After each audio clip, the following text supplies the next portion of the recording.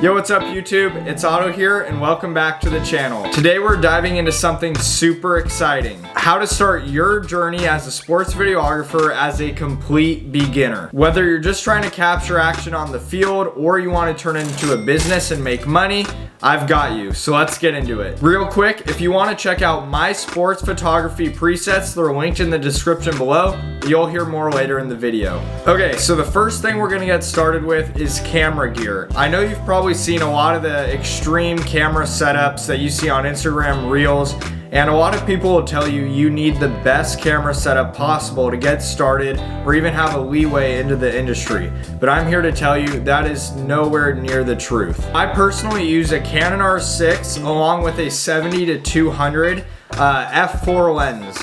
Now the f4 lens is actually a pretty old lens compared to a lot of the newer ones. A lot have like the 2.8 f-stop and they're just a lot newer. Mine's about 10 years old and it's used, but it still does the job, and I don't think you need something super expensive. Mine was around $800 just to get you started. On Instagram Reels, you might also see some of the accessories they use. I don't think it's necessary, but for me, I do use a small rig handle when I'm out filming on the field, along with a Rode Video Micro, which is only about 70 bucks or less if you get it used. That'll be perfect for audio. I use the 70-200 just because it gives me such a nice depth of field. A lot of people think that you need an f2.8. I don't think so.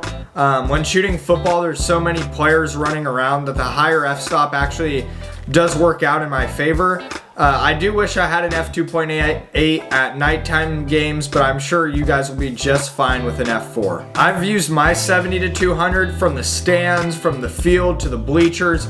It just works out, and it's really like a jack of all trades. So if there's one lens I think every sports videographer should have in their backpack, I think it's the 70-200. Just to recap, we have the 70-200, 24-70, Canon R6, small rig handle, and the Rode Video Micro. Trust me, when you're first getting started, you don't even need half of that, but your gear will grow as you grow, so keep working.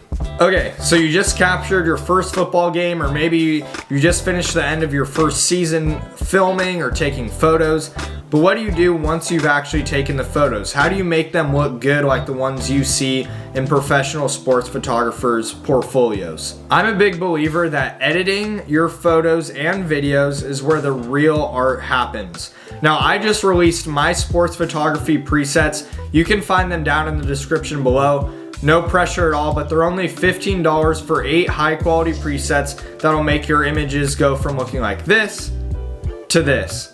Again, they're in the description below, so go check them out. To actually use these sports photography presets, I use Adobe Lightroom. I find it super helpful, and when first starting out, it's super user friendly. It's what all the other professionals use. Some use Adobe Lightroom Classic, which is also a great app, but both are used for different things. I think Lightroom is more beginner friendly and allows you to adjust all the different colors, and with my presets it gives you a huge head start on getting a really professional image. I wish that I had these sports photography presets when I was first starting out, because they're such a time saver. I remember having to spend hours when editing my photos to make them look how I wanted them to look. I'd have 300 photos, and each one I had to individually edit. But with these presets, I can just copy, paste, and then I can also make them my own as well. I've borrowed some presets from other creators, which I also included in my preset pack that I've tweaked and made a lot better just for you guys. Remember, it's not about copying somebody else's personal style, but instead adding a twist on some of these presets that can make a okay image look like your own and look really professional, so you could have an editing style for years to come as you progress through sports photography. So far, let's just recap. I've talked about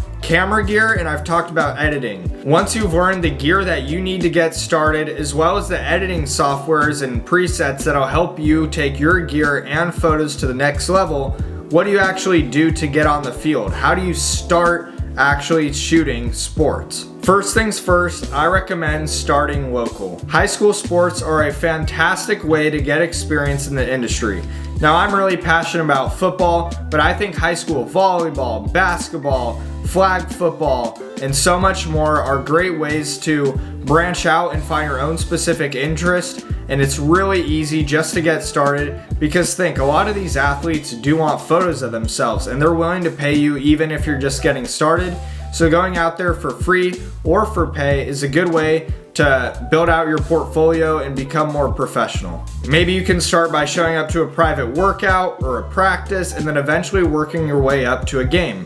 I started by filming off-season workouts for some of the guys on my football team, and then I eventually got credentials to shoot an actual football game. The number one tip I would give for you when it comes to that is just be polite and professional, and make sure that they know that your services are really there to help promote their team. Athletic directors and coaches would love to hire you and have you a part of their team, whatever sport it may be. So just show up and be really nice. Now, when you're shooting your first game, get as much experience as possible. Take as many videos, take as many pictures. Just get the experience so that way you learn for next game. I'm still learning a lot of new tricks just from this day, whether it be editing or actual camera work. When you start from nothing to something, it's way bigger of a difference than what I'm doing now, which is from something and progressing each week. So just get that experience. When you have your footage, make sure you over deliver, whether it be to your clients or just posting on Instagram. Word of mouth helps the most when it comes to getting jobs. One good project and one person to share it can lead to multiple gigs down the line and start you from a beginner to getting way more jobs and being more recognizable. And if you guys need personal help on how to craft an email to some football teams that you may want to film at a higher level than just your school, reach out to me in the DMs or email me, and I'll be happy to send my personal email that I use to get school's attention. And that's it, guys. That's your crash course on getting started with sports videography. Just remember, it's all about starting small, practicing your craft, and building it up from there. Don't be afraid to reach out to these athletic directors, put yourself out there, and most importantly, I believe sports videography is super fun and is my passion, so just have a lot of fun with it. If this video helped you or you enjoyed it in any way, please leave a like down below and subscribe, and if you want, check out my presets linked in the description below. Just keep shooting, keep working, and I'll see you guys in the next video. Peace.